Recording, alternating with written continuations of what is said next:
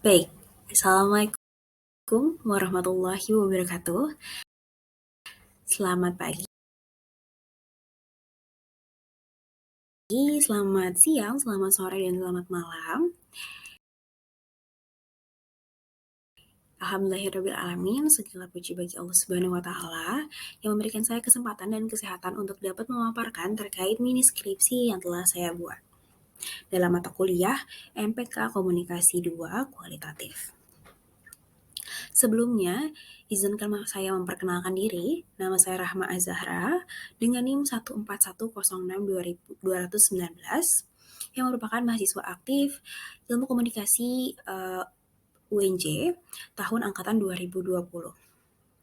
Pada kesempatan kali ini, saya ingin memaparkan terkait mini skripsi dengan mengangkat judul Pola Komunikasi Orang Tua dan Anak dalam Mendukung Prestasi Anak di Bidang Olahraga. Orang tua dan anak homeschooling anggota klub Oase. Baik, izinkan saya untuk memaparkan mini skripsi yang telah saya buat pada kali ini. Masuk kepada daftar isi. Pada penelitian kali ini terdapat 3 bab. Yang pertama adalah di bab pertama ada pendahuluan, berisikan latar belakang, rumusan masalah, tujuan penelitian, dan manfaat penelitian. Dan di bab 2 ada tinjauan pustaka yang terdiri dari beberapa jurnal yang terkait, dan juga konsep serta variabel. Dan yang ketiga terdapat bab ketiga yaitu metodologi penelitian. Baik, kita langsung masuk kepada pembahasan dari bab 1. Masuk pada latar belakang, keluarga menjadi tempat awal untuk membangun sebuah karakter anak.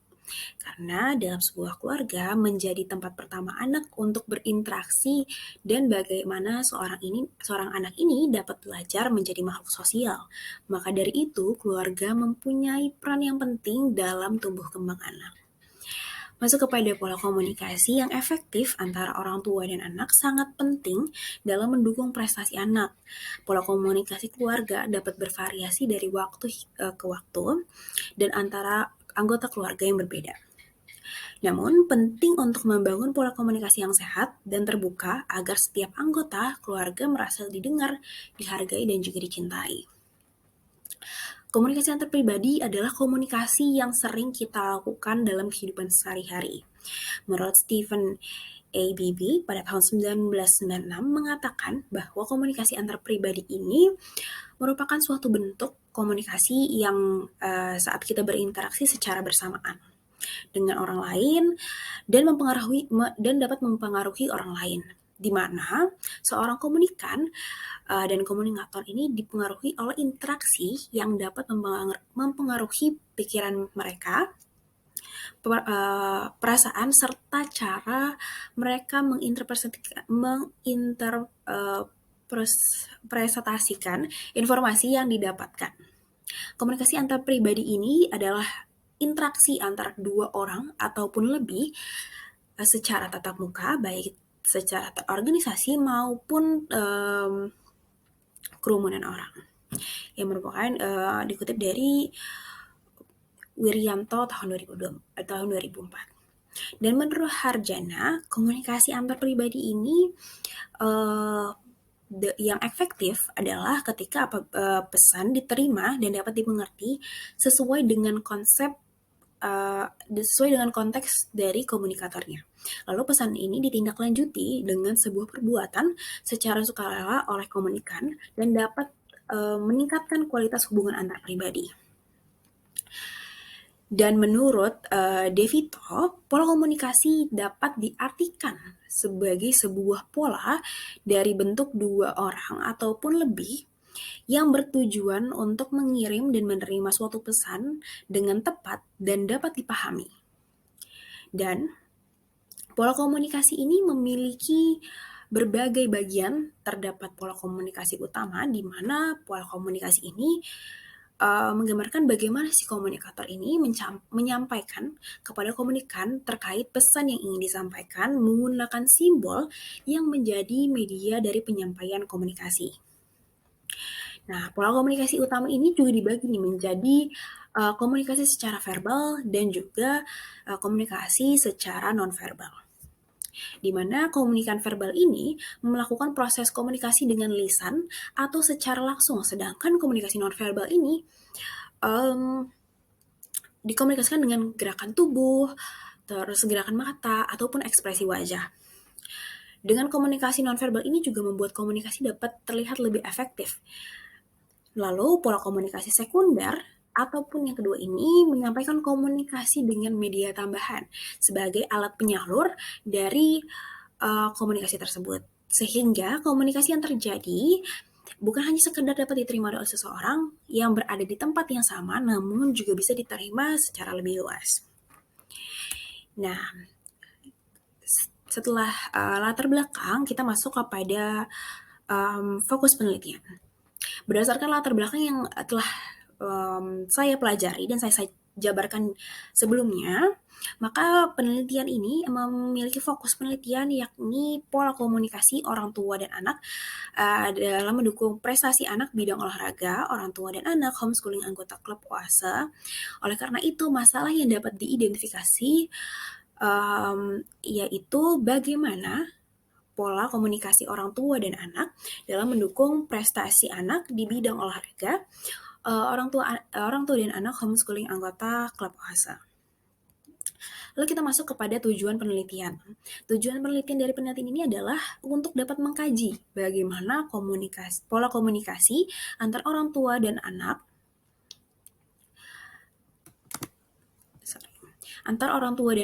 dalam mendukung prestasi anak pada orang tua dan anak homeschooling anggota klub OASE. Oke, kita masuk kepada manfaat penelitian.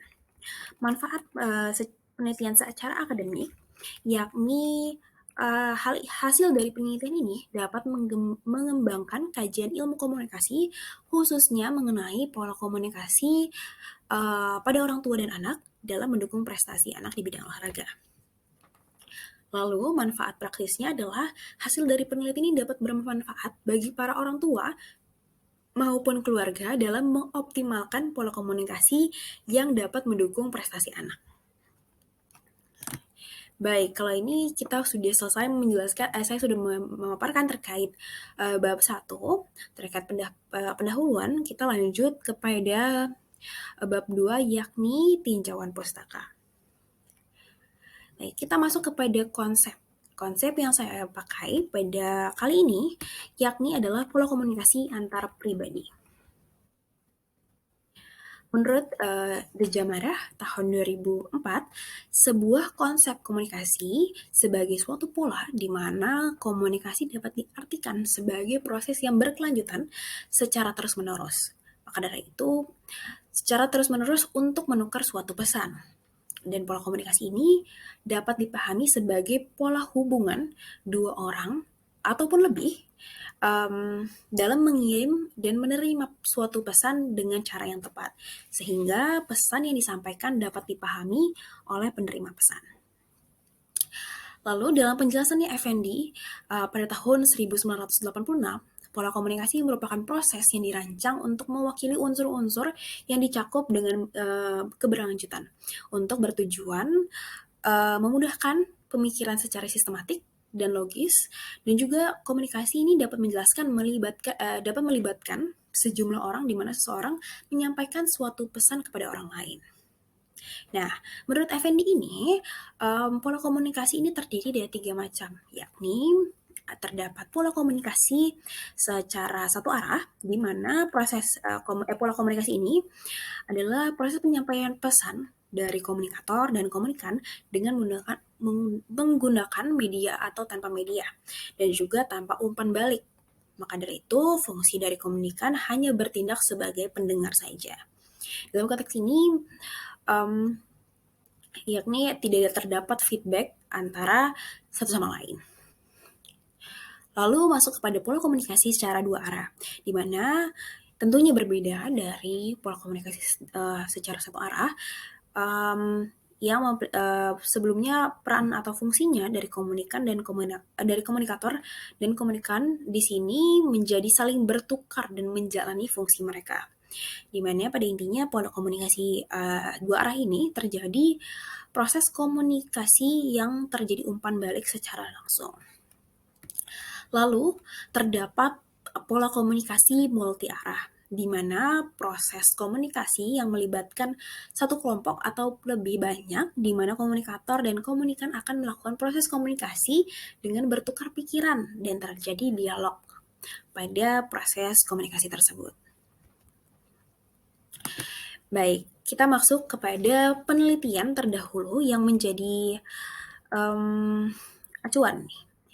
Karena sebelum melakukan penelitian terkait judul yang saya angkat, saya menyusun kajian literatur terlebih dahulu. Nah, kajian literatur ini merupakan kajian dengan penelitian sebelumnya yang sejenis atau memiliki kaitan dengan penelitian yang akan saya lakukan pada saat ini.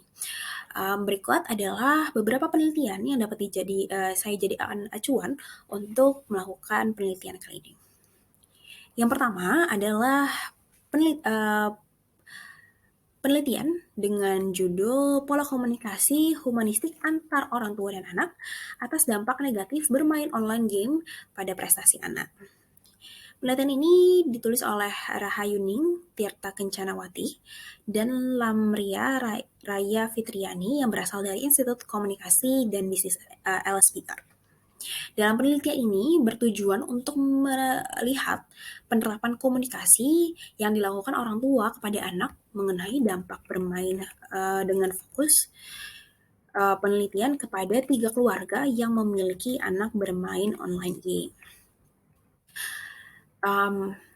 Selanjutnya, terdapat penelitian dengan mengangkat tema pola komunikasi keluarga dan berkembang emosi anak, studi kasus penerapan pola komunikasi keluarga dan pengaruhnya terhadap perkembangan emosi anak pada keluarga Jawa. Nah, penelitian ini ditulis oleh Yuli Setiawati yang berasal dari Program Studi Ilmu Komunikasi STPMD APMD Yogyakarta.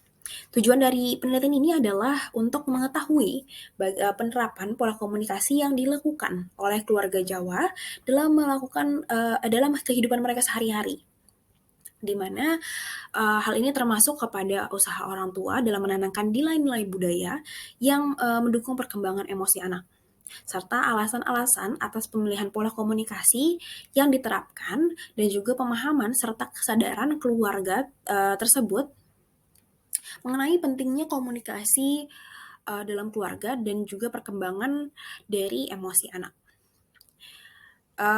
Pengaruh penerapan pola komunikasi keluarga terhadap perkembangan anak berkaitan dengan latar belakang sosial ekonomi yang dilihat berdasarkan tingkat pendidikan orang tua, kondisi ekonomi keluarga, jenis pekerjaan, status sosial, serta pengaruh lingkungan tempat tinggal. Lalu selanjutnya adalah penelitian oleh Fauzia dari jurusan Sistem Informasi Universitas Nasional yang mengangkat judul Pola Komunikasi Interpersonal Orang Tua dalam Membentuk Perilaku Anak. Nah, dalam penelitian ini bertujuan adalah mengetahui nih bagaimana komunikasi interpersonal antara orang tua dan anak dalam membentuk perilaku anak untuk mengetahui nih bagaimana perilaku yang dihasilkan anak yang dibangun dari hubungan antar orang tua dan anak.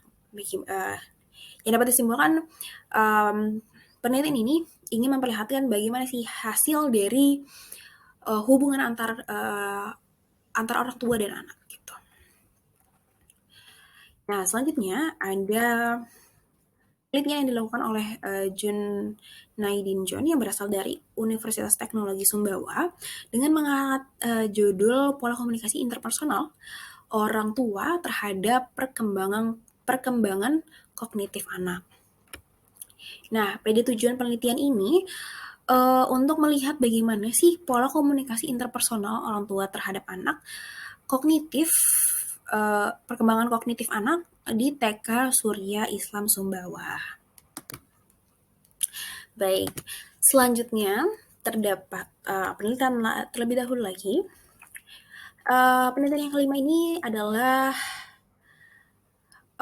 penelitian oleh Ina Rismaya dan juga Nia Kurniati yang berasal dari Universitas Islam Bandung dengan mengangkat judul Pola Komunikasi Orang Tua Karir terhadap Anak Remaja dalam Menumbuhkan Karakter. Nah, penelitian ini memiliki tujuan untuk mengetahui nih bagaimana sih pola komunikasi orang tua dalam menumbuhkan karakter remaja Kampung Sindang Haji untuk mengetahui faktor pendukung dan penghambat pola komunikasinya. Lalu, di penelitian yang keenam, yakni penelitian yang dilakukan oleh Arifatul Anis dan Dahlia yang berasal dari Universitas Jember dengan mengangkat tema pola komunikasi interpersonal orang tua dalam memotivasi belajar anak. Nah, hal ini juga memiliki tujuan penelitian, yaitu untuk mengetahui nih bagaimana sih pola komunikasi interpersonal orang tua dalam memotivasi belajar anak untuk mengetahui um, faktor-faktor dan juga yang menjadi penghambat pola komunikasi interpersonal orang tua dalam memotivasi belajar anaknya, dan juga untuk mengetahui hambatan pola komunikasi interpersonal orang tua dalam memotivasi belajar anak. Baik, sekarang kita masuk ke penelitian yang ketujuh, yakni penelitian ini dilakukan oleh Viani Nurhaini yang berasal dari Fakultas Ilmu Komunikasi Universitas Subang yang mengangkat tema pada kali ini adalah komunikasi keluarga dalam mendukung prestasi belajar, studi deskriptif kualitatif mengenai kuantitatif mengenai komunikasi keluarga dalam mendukung prestasi anak siswa kelas 8 SMPN 2 Sukasari. Dan penelitian ini memiliki tujuan untuk mengetahui sejauh mana sih komunikasi keluarga dalam mendukung prestasi belajar siswa kelas 8 SMPN 2 Sukasari. Lalu terdapat penelitian yang ke-8.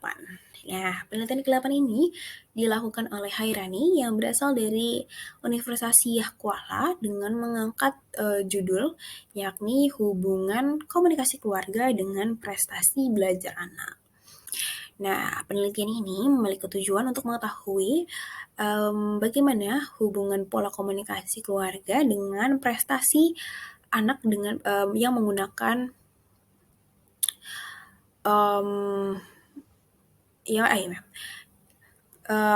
memiliki tujuan untuk mengetahui hubungan pola komunikasi keluarga dengan prestasi anak gitu. Nah, selanjutnya terdapat penelitian 2 terakhir.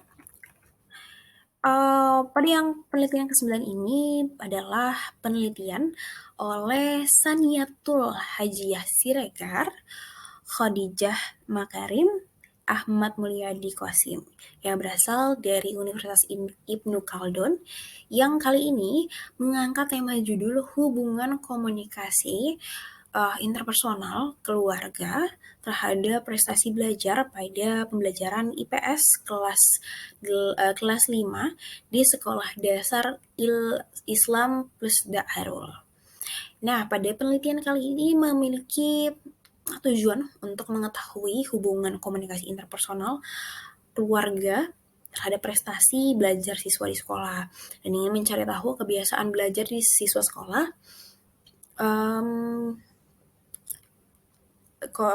kebiasaan belajar siswa di rumah, komunikasi interpersonal siswa, dan hubungan antara komunikasi interpersonal keluarga dengan prestasi belajar siswa pada pembelajaran IPS kelas 5 Sekolah Dasar Islam plus Darul Jannah Cibinong Kabupaten Bogor. Lalu yang terakhir adalah penelitian yang dilakukan oleh Cindy Puspitasari, Dekan Setiawan Santoso yang berasal dari Universitas Muria Kudus, dan penelitian ini mengangkat judul intensitas komunikasi keluarga dalam memotivasi belajar memotivasi belajar anak sekolah dasar. Nah, pada penelitian ini memiliki tujuan untuk mengetahui intensitas dari komunikasi keluarga dalam memotivasi belajar anak. Dan penelitian ini uh, menggunakan penelitian kualitatif deskriptif yang dilaksanakan di Desa Pucakwangi, Kecamatan Pucakwangi, Kabupaten Pati. Lalu kita masuk kepada poin terakhir yang ada di bab 2, yakni variabel. Nah, variabel pada penelitian ini yakni pola komunikasi orang tua dan anak dalam mendukung prestasi anak di bidang olahraga, orang tua dan anak, homeschooling, anggota klub oase. Baik, kalau tadi sudah membahas mengenai bab 1 pendahuluan, bab 2 tinjauan pustaka, kita akan masuki bab yang terakhir, yakni metodologi penelitian.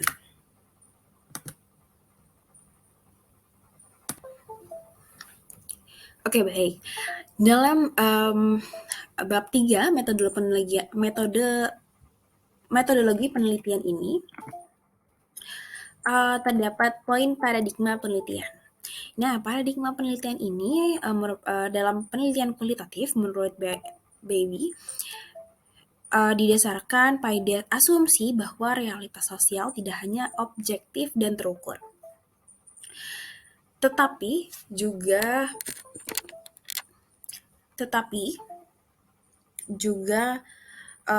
konstruksi sosial yang kompleks dan dapat dijelaskan melalui pengalaman dan makna subjektif yang dimiliki oleh partisipan dalam penelitian. Nah, dalam paradigma penelitian kualitatif ini, peneliti menggunakan pendekatan yang lebih fleksibel dan juga berfokus pada pemahaman mendalam dan kontekstual dari pengalaman, persepsi, dan juga makna subjektif yang diungkapkan oleh partisipan melalui wawancara, observasi, ataupun analisis dokumen. Nah, selanjutnya juga penelitian kualitatif ini biasanya tidak terlalu tertarik dengan generalisasi statistik, tapi lebih fokus terhadap penjelasan dan juga pemahaman kasus-kasus unik dan kontekstual yang datanya dikumpulkan kemudian lalu dianalisis melalui teknik analisis kualitatif seperti analisis isi, analisis naratif, dan juga analisis tematik. Nah, selain itu, dalam paradigma penelitian kualitatif, peneliti juga berusaha untuk meminimalkan bias subjektivitas dengan terlihat dalam refleksi peneliti dan pengakuan posisi peneliti dalam interaksi dengan partisipan. Nah, masuk kepada poin selanjutnya, yakni pendekatan penelitian. Dalam penelitian kali ini, pendekatan yang digunakan pada penelitian kali ini adalah pendekatan kualitatif, di mana menggunakan teori penetrasi sosial, dan dalam penelitian ini, dalam penelitian kualitatif ini berperan sebagai prosedur dalam menjalankan penelitian yang menghasilkan suatu data deskriptif yang berupa kata-kata tertulis maupun lisan dari informan yang telah diamati. Nah, dalam penelitian ini menggunakan pendekatan secara kualitatif dikarenakan penelitian dilakukan secara lebih mendalam yang bertujuan untuk memperoleh pemahaman dan menggambarkan realitas secara kompleks. Dan juga saya menggunakan pendekatan secara kualitatif ini dikarenakan pendekatan ini tepat untuk mendalami bagaimana pola komunikasi yang lebih dalam pada orang tua dan anak.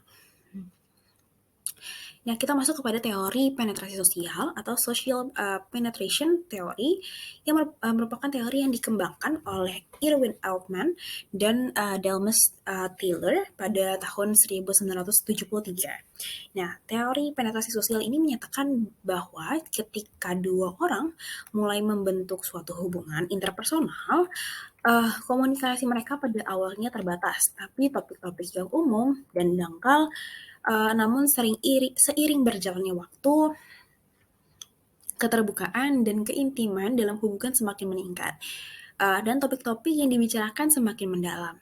Dan teori ini menekankan pentingnya tingkatan kedalaman informasi yang dibagikan dalam hubungan interpersonal dengan cara-cara untuk mencapai hal tersebut. Teori ini juga menemukan bahwa menjelaskan bahwa hubungan interpersonal ini ketika lebih dalam dan intim itu dapat dicapai melalui dua dimensi, yakni penetrasi pada tingkat pribadi dan juga penetrasi pada tingkat kontekstual. Nah, teori penetrasi sosial yang banyak digunakan dalam bidang komunikasi psikologi dan bidang komunikasi, psikologi, dan ilmu sosial.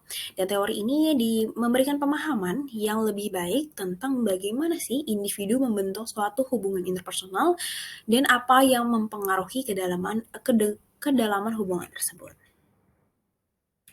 Nah, baik, kalau tadi sudah terkait pendekatan penelitian, kita masuk kepada metode penelitian. Baik, dalam metode penelitian ini menggunakan metode penelitian kualitatif seperti yang saya sudah bilang sebelumnya, dan penelitian kualitatif menurut Creswell tahun 2014 adalah sebuah jenis penelitian yang memfokuskan pada pemahaman secara mendalam dan deskriptif tentang suatu fenomena yang sedang diselidiki. Nah, penelitian kualitatif ini lebih menekankan kepada aspek subjektivitas, konteks, dan kompleksitas dari suatu fenomena yang diamati. Nah, dalam penelitian kualitatif ini, data dikumpulkan melalui wawancara, observasi, dan juga dokumentasi. Yang kemudian data ini dianalisis menggunakan metode seperti analisis tematik, analisis naratif, dan juga analisis fenomenologi. Mohon maaf, untuk mengidentifikasi pola-pola dan tema-tema yang muncul dalam data. Nah, penelitian kualitatif ini digunakan untuk menjelaskan nih bagaimana sih suatu fenomena yang kompleks dan sulit diukur secara kuantitatif, seperti pengalaman sosial, persepsi, keyakinan, dan juga pandangan individu ataupun kelompok. Nah, sudah mengenai metode penelitian, kita masuk kepada selanjutnya, yakni beberapa poin. Yang pertama adalah teknik penarikan informan, di mana teknik penarikan informan ini menurut Creswell tahun 2018 dapat dilakukan melalui 3 cara. Yang pertama adalah purposive sampling atau pengambilan sampel yang bertujuan khusus, yaitu mengambil informan yang dipilih secara sengaja berdasarkan kriteria tertentu yang relevan dengan penelitian. Misalnya, contohnya adalah memilih informan yang memiliki pengalaman atau pengetahuan yang relevan dengan topik penelitian. Lalu selanjutnya, cara yang kedua adalah snowball sampling, di mana pengambilan sampel bola salju, yaitu di mana cara ini adalah meminta informan yang sudah dipilih untuk merekomendasikan orang lain yang mungkin memiliki informasi yang relevan nih dengan topik penelitian. Dengan demikian, proses pengambilan sampel ini akan terus berlanjut dan mencakup informan yang mungkin sebelumnya belum ditemukan ataupun sulit untuk ditemukan secara langsung. Nah, dengan cara yang ketiga adalah theoretical sampling atau pengambilan sampel secara teoritis, yaitu di mana pengambilan sampel ini berdasarkan hasil analisis data yang sudah diperoleh. Misalnya, ketika hasil analisis data ini menunjukkan bahwa masih ada aspek yang belum terungkap atau yang belum terjawab dari informan, maka peneliti dapat mengambil sampel baru. Sampel baru ini yang dianggap mampu memberikan informasi yang lebih lengkap terhadap aspek tersebut. Nah, semua teknik penarikan informan di atas digunakan secara fleksibel, juga tergantung pada kebutuhan dan kondisi penelitian. Namun, penting bagi peneliti untuk memastikan nih bahwa informan yang dipilih mampu memberikan informasi yang relevan dan berkualitas sehingga penelitian pun dapat dilakukan secara efektif dan efisien. Nah, pada penelitian kali ini menggunakan teknik penarikan informan secara purposive sampling. Kita masuk kepada metode pengumpulan data. Nah, di metode pengumpulan data ini, teknik pengumpulan data adalah sebuah langkah atau paling utama ya dalam penelitian. Karena tujuan utama dari penelitian ini adalah mendapatkan data.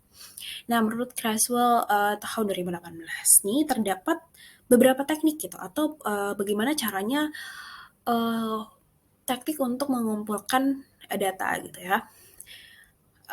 Yang pertama adalah wawancara secara mendalam atau in-depth interview, di mana wawancara mendalam ini merupakan suatu proses pengumpulan data atau mendapatkan informasi dengan cara yang lebih detail dan memakan waktu. Namun, informan atau narasumber diminta waktu untuk beberapa saat dan memiliki kesungguhan dalam menjawab pertanyaan-pertanyaan yang diberikan oleh peneliti.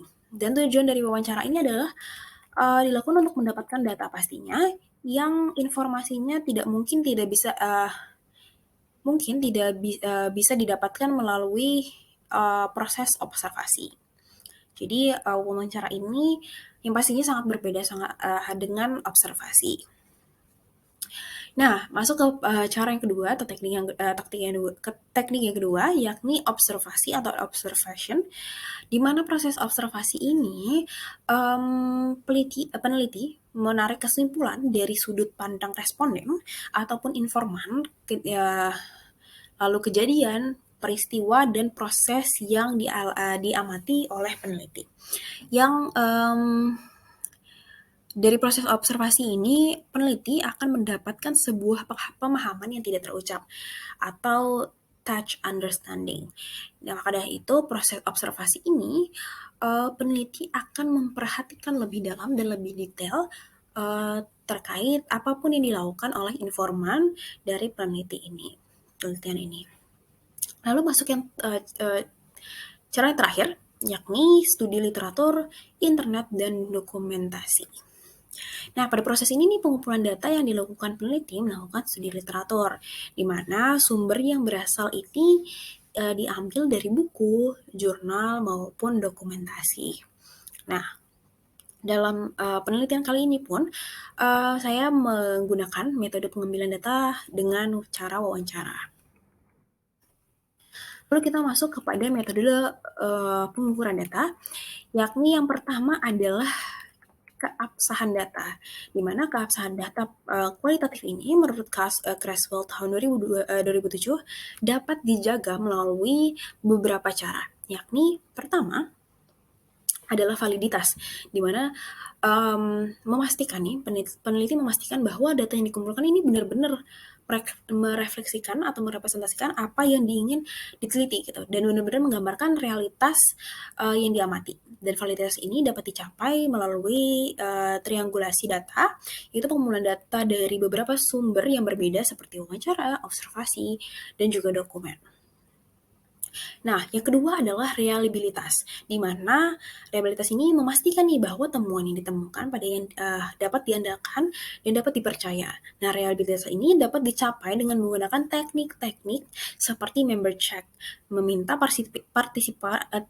partisipan ataupun informan untuk memeriksa temuan, dan juga debriefing, mengajak teman sejawat untuk mengetahui evaluasi analisis. Jadi ataupun audit trail, di mana menyimpan catatan tentang keputusan analisis. Jadi di sini adalah liabilitas adalah mengecek atau mengkonfirmasi secara ulang kepada informan ataupun melalui penyimpanan pencatatan terkait jawabannya. Lalu yang ketiga, generalisasi, di mana memastikan bahwa temuan yang diterapkan secara umum dapat pada populasi yang luas gitu ya. Generalisasi ini dapat dalam penelitian kualitatif bersifat deskriptif dan tergantung pada konteks spesifik dari penelitian tersebut. Lalu yang keempat adalah transferabilitas, di mana cara ini dapat diterapkan pada konteks ataupun situasi yang berbeda dari yang diteliti gitu. Hal ini dapat dicapai dengan memberikan deskripsi detail tentang situasi yang diteliti dan menjelaskan bagaimana temuan tersebut dapat diterapkan pada situasi lain.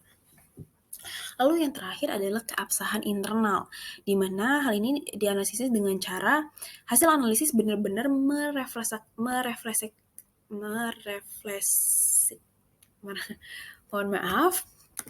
merefleksikan data yang dikumpulkan dan tidak mempengaruhi oleh faktor lain seperti bias peneliti, interversi dual, dan keabsahan internal ini dapat dicapai dengan mengumpulkan data yang mendalam dan melihat perbedaan ataupun ketidaksesuaian dalam data. Nah, dalam penelitian kualitatif ini, keabsahan data bukanlah suatu hal yang dapat dicapai sepenuhnya, namun dapat dijaga dengan teknik-teknik di atas. Lalu selanjutnya adalah masuk ke reliability coding, atau dalam hal ini adalah proses analisis data.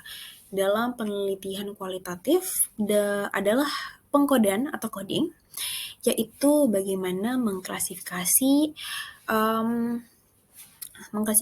dan juga mengategorikan dari potong-potongan data individual yang digabungkan dengan sebuah sistem, di mana tujuan dari analisis data adalah menemukan bagaimana sih pola-pola di antara data yang ada gitu. Pola-pola yang memperlihatkan pemahaman dan juga terkait teoritis tentang kehidupan sosial. Dan pengkodean ini merupakan keterkaitan konsep merupakan kunci dari proses dan membutuhkan sistem yang berjalan halus gitu. Nah, lalu selanjutnya kita masuk kepada metode analisis data, di mana analisis data menurut Creswell tahun 2014 mengidentifikasi nih 4 langkah yang utama dalam menganalisis data kualitatif. Nah, yang pertama itu adalah pengumpulan data, di mana langkah pertama ini menjadi awalan dalam analisis data kualitatif, yakni melalui berbagai teknik seperti wawancara, observasi, dan juga analisis dokumen seperti yang tadi saya sudah jelaskan. Data yang terkumpul dari hasil itu kemudian akan diproses nih untuk dimengerti lebih dalam dan juga dianalisis. Nah, yang kedua adalah dalam analisis data adalah pengulangan data nih. Setelah data terkumpul, tidak semuanya langsung dipakai, namun langkah selanjutnya adalah melakukan pengurangan data, dan pengurangan data ini bertujuan untuk memilih nih mana saja data-data yang relevan dalam penelitian ini. Nah, sehingga hanya data yang berkaitan ataupun pernyataan berkaitan dengan apa yang sedang diteliti ataupun yang digunakan gitu ya. Teknik pengurangan data ini yang umum dilakukan adalah memberikan label atau kode pada setiap data dan mengklasifikasikan berdasarkan tema ataupun kategori tertentu. Nah, selanjutnya adalah penarikan kesimpulan data. Setelah data diurutkan dan dikategorikan, langkah selanjutnya adalah penarikan data kesimpulan. ada penarikan kesimpulan data. Penarikan kesimpulan data ini melibatkan pencarian makna, pencarian pemahaman yang lebih dalam dari data yang telah dikumpulkan. Nah, penarikan kesimpulan ini dapat dilakukan dengan menghubungkan data yang relevan dengan teori yang sudah ada atau mencari pola dan hubungan antar kategori. Nah, yang terakhir adalah masuk kepada verifikasi data. Nah, langkah terakhir dalam analisis data kualitatif ini adalah verifikasi data, di mana verifikasi data ini dilakukan dengan cara memeriksa kembali nih bagaimana sih data yang sudah dianalisis gitu, data-data yang sudah dilakukan caranya sesuai sesuai step by step yang sudah dijalankan dari mulai tahapan awal, dari tahapan pengumpulan data, pengurangan data, penarikan kesimpulan data gitu. Yang melakukan sudah mencapai proses-proses itu. Nah, ini jatuhnya bisa menjadi verifikasi atas data atau cross check kepada data yang sudah dianalisis. Nah, untuk memastikan nih keabsahan dan juga keakuratan sebuah analisis yang sudah dilakukan, di mana mungkin seringkali tidak semuanya ya, ataupun sering terjadi kekeliruan data ketika kita tidak meng-cross check lebih dari sekali gitu ya. Jadi ada pengecekan ulang untuk data yang sudah dianalisis. Nah, verifikasi data itu dapat dilakukan juga nih dengan melibatkan pihak lain, bukan hanya diri kita sendiri atau peneliti yang meneliti penelitian ini. Jadi bisa melibatkan orang lain yang mungkin jadinya kita bisa dapat insight ataupun bisa menjadi double checking. Jadi bukan hanya kita doang, tapi juga dengan pihak lain. Nah, dan pihak lain ini untuk melakukan analisis yang sama dan membandingkan nih. Jadi setelah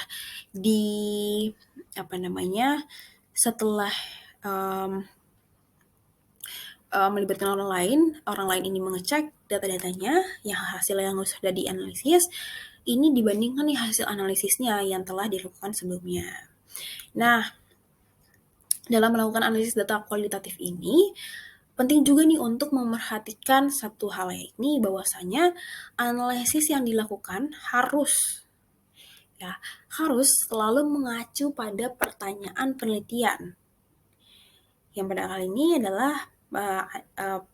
penelitiannya adalah bagaimana sih pola komunikasi antara orang tua dan anak dalam mendukung prestasi anak bidang olahraga. Nah, dengan memperhatikan langkah-langkah yang telah dijalankan di atas, diharapkan nih analisis data kualitatif itu dapat dilakukan secara lebih struktur dan sistematis. Karena jika terlewat ataupun tidak secara sistematis, mengakibatkan kualitas data ataupun hasil data tidak secara maksimal gitu. Oke, kita lanjut masuk kepada keterbatasan dan juga kelemahan penelitian pada kali ini. Nah, keterbatasan penelitian pada kali ini adalah satu hal, yakni terkait populasi keluarga pada anggota klub OAS ini yang memiliki anak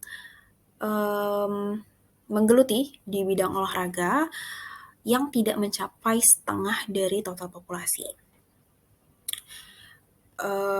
Yang ini mengakibatkan harus jika terdapat data yang tidak relevan, itu harus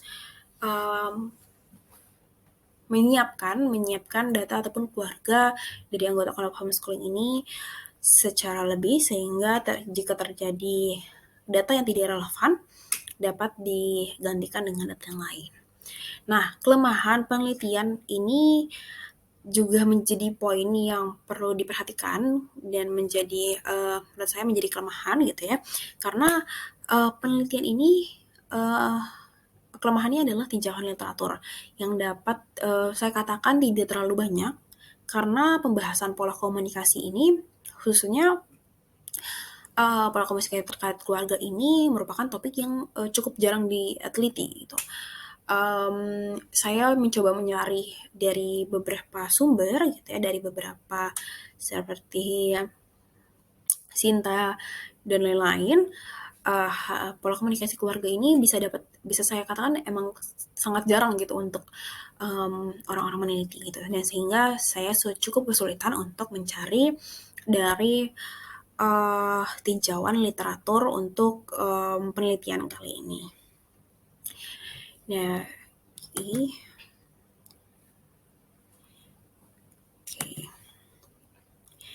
Nah, sekian penelitian sekian penjabaran mengenai mini skripsi yang saya teliti pada kali ini mengenai pola komunikasi orang tua dan anak dalam mendukung prestasi anak bidang olahraga. Yang dalam aplikasinya adalah orang tua dan anak homeschooling anggota klub OASE. Mohon maaf apabila terdapat kesalahan yang disengaja maupun tidak disengaja. Saya harap penjelasan saya pada kali ini dapat dimengerti dan dapat dipahami dengan jelas. Kurang lebihnya mohon maaf. Wassalamualaikum warahmatullahi wabarakatuh.